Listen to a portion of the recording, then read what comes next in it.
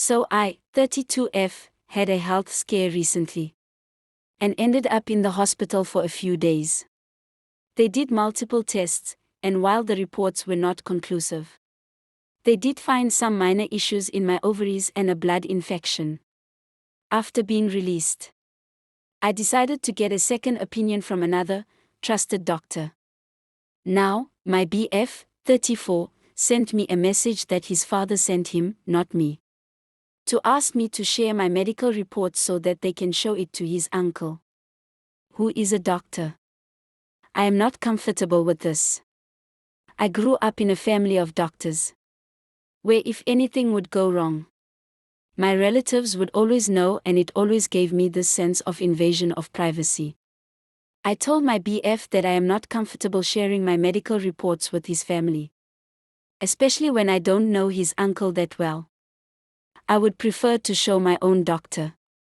He called me immature and how I don't have an understanding of things. I told him to F***ck off AITA for not wanting to share my reports with his family, even though his uncle is a doctor.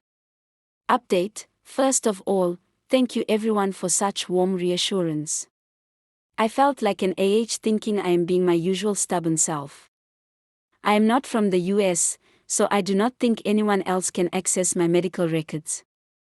I am not going to share my records anyway, no matter who says what about breaking up. As many of you have suggested, he has been my BFF more time than he has been my BF, and he can be a brat. But sometimes he does things more from a lack of maturity and sensitivity, rather than out of spite or meanness.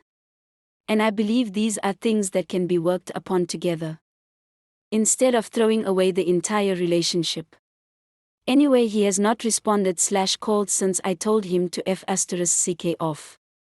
So there's that. I have and will have boundaries. And well, if he has issues with it, he can truly F***ck off. Thanks for watching. For more updates on daily our channel, please subscribe my channel. As Credit Stories 102.